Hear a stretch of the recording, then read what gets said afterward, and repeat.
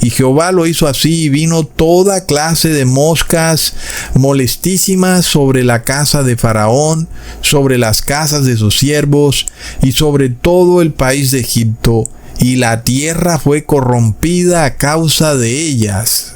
Imagínate, la mosca, un animal realmente inmundo, que se para en lo más inmundo y luego va y se para en tu comida.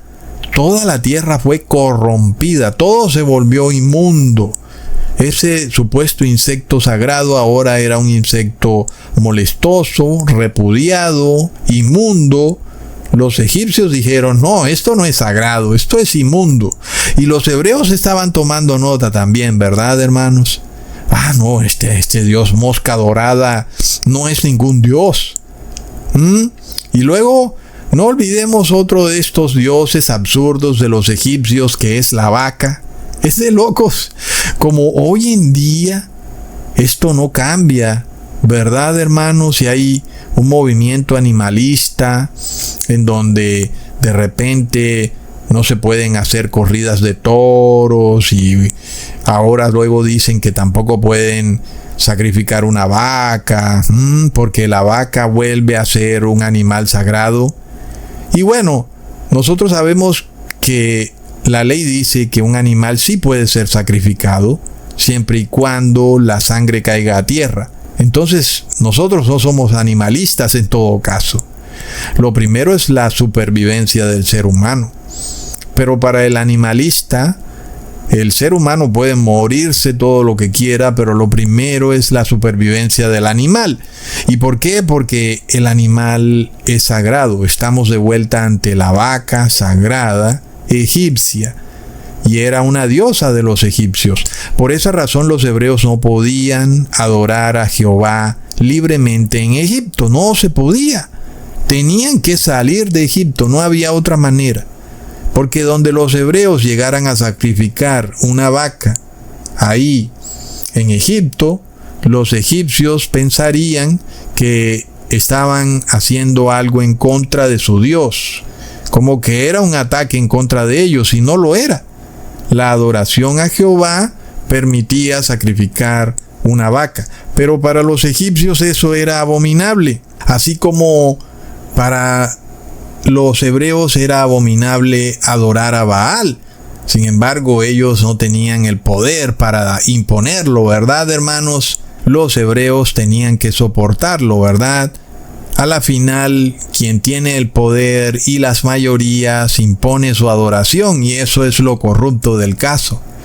Para los egipcios el bien común era el dios vaca, y el pueblo hebreo tenía que someterse a ese bien común. Y es también algo que ocurre hoy en día. El bien común hoy en día es la Trinidad y el reposo en domingo. Y si tú no te sometes a ese bien común, vas a tener problemas. Por eso nosotros vemos a Donald Trump diciendo, mira, Estados Unidos es una nación cristiana. Es decir, no hay tolerancia. Si tú no adoras a la Trinidad, vas a tener problemas. Leamos en Éxodo capítulo 9, versículo 1 al 3. Entonces Jehová dijo a Moisés, entra a la presencia de Faraón y dile, Jehová, el Dios de los hebreos, dice así, deja ir a mi pueblo para que me sirva, porque si no lo quieres dejar ir y lo detienes aún, he aquí la mano de Jehová estará sobre tus ganados que están en el campo, caballos, asnos, camellos, vacas y ovejas, con plaga gravísima. Oh, pobre diosa vaca Hator o Hator. Hoy, tal vez uno pueda pensar que esta diosa Hator representa la economía, las empresas, la riqueza, y que de repente muchas personas tienen a su riqueza como Dios, y eso también lo vamos a ver esfumarse poco a poco, ¿verdad? Y luego que sigue la falsa ciencia, el Dios médico, estos seres que pasaron de ayudar a las personas a sanarse, a convertirse en dioses de la medicina, y en que si tú no tomas el medicamento ahora tú eres un criminal.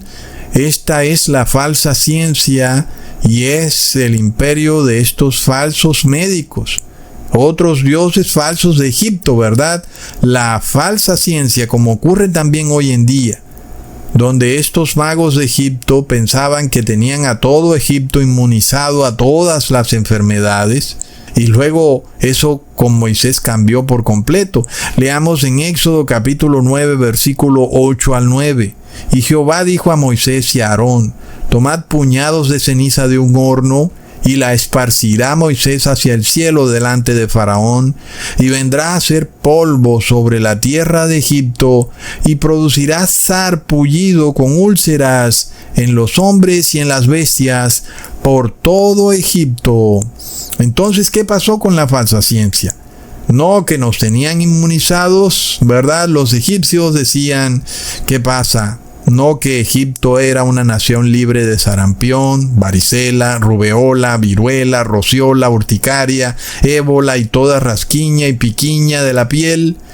Y no, ya vemos que Moisés, con estirar su mano y tirar un puñado de cenizas al aire, desató una terrible enfermedad de úlceras sobre los hombres y las bestias, y los científicos magos de Egipto no pudieron hacer nada. De manera que los hebreos también dijeron, esta medicina de los egipcios no funciona tampoco, ¿verdad? La verdadera salud la tiene el Dios de Moisés, que es Jehová. Luego sigue el Dios del clima, el Dios del cielo.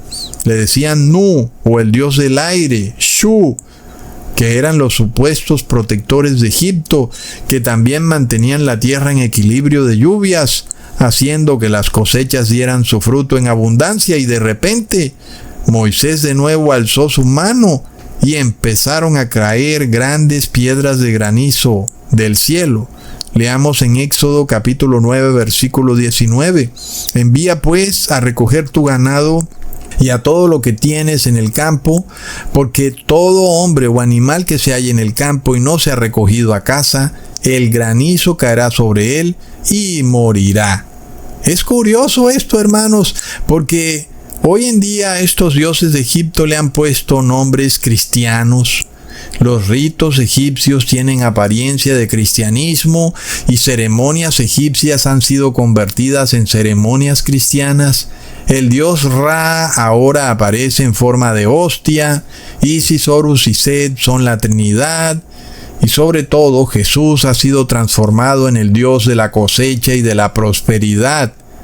Este Dios que en Egipto era el Dios de la prosperidad, lo vemos muy fuerte en la iglesia evangélica, donde el pastor mueve su mano y el Espíritu Santo debe llegar a la iglesia y de repente viene prosperidad para la iglesia. Este es el Dios egipcio de la cosecha, el Dios Nepri.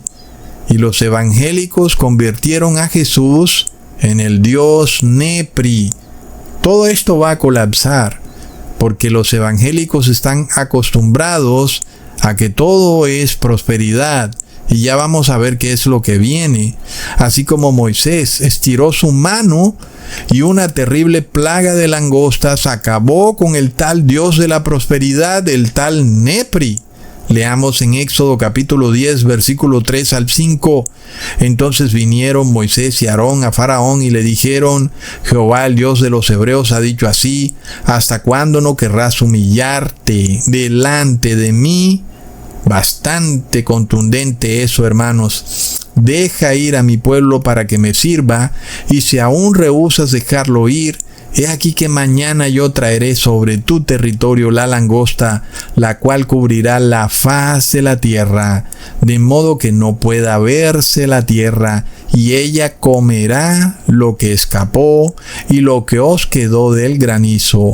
Comerá asimismo todo árbol que os fructifica en el campo. El último Dios en caer finalmente fue Faraón. Finalmente muere su hijo primogénito en la 10ª plaga. No olvidemos de nuevo, Estados Unidos es como un hijo del Vaticano. ¿Verdad, hermanos? Es tremendo. Estados Unidos es la imagen de la bestia, así como Jesús es la imagen del Padre. Jesús es el Hijo unigénito del Padre y Estados Unidos, en su fase de imperio nuevo, es el Hijo unigénito del Vaticano. Y ese Hijo va a caer en la plaga de los primogénitos. Estados Unidos va a colapsar terriblemente. Y no por nada estamos viendo este movimiento que revela que todo esto de la NASA y del espacio y de los astronautas es falso. Miremos esto tan absurdo de esta nave Orión, que como una supuesta cápsula espacial, pero que en realidad no es más que un contenedor de metal. Cayó a la Tierra en paracaídas, como si lo hubieran arrojado de un avión Hércules desde el cielo. Y uno pudiera pensar, bueno, vamos a suponer que sí, que ellos vinieron del espacio. ¿Cómo pudieron entrar en la atmósfera terrestre? Porque supuestamente la nave estuvo sometida a 2800 grados centígrados de temperatura. Sin embargo, ¿por qué no se derritió ese metal? ¿Verdad, hermanos? La NASA dice que la nave, si es que uno pudiera llamarla nave, porque es más como un contenedor metálico, supuestamente ese contenedor tiene un recubrimiento especial que ha sido inventado por la NASA llamado AppCoat, que soporta 2800 grados centígrados de temperatura, y uno se pregunta, ¿dónde está ese recubrimiento en la nave? Porque yo no lo veo. La NASA dice, no lo ves porque ya se derritió. Un momento. Pero si se derritió, eso quiere decir que hubo transferencia de calor. Y si hay transferencia de calor, los que están adentro de la nave han tenido que sancocharse y quedar como si hubieran sido una gallina cocinada. Porque donde hay transferencia de calor, si tú pones una olla en el fuego, tal vez la olla no se derrita, pero lo que esté dentro de la olla se va a cocinar por completo.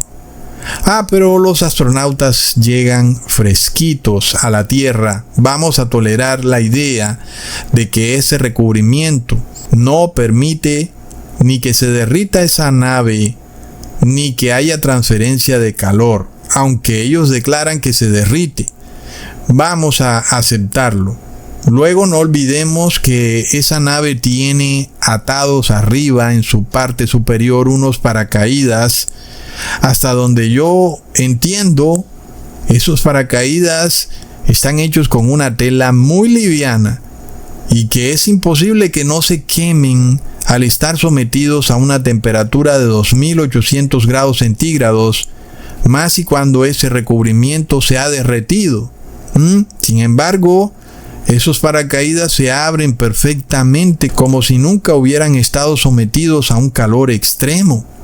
Vamos a aceptar que esos paracaídas fueron hechos de una increíble tela especial que tampoco se quema a altas temperaturas. ¿Qué pasa con los vidrios de esa nave, verdad, hermanos? Esos vidrios sí que no tienen ningún recubrimiento AppCoat. Ahí sí que ellos no pueden decir nada porque está a plena vista que no tienen ningún recubrimiento. Y sin embargo, ya vemos que no se derritieron a 2800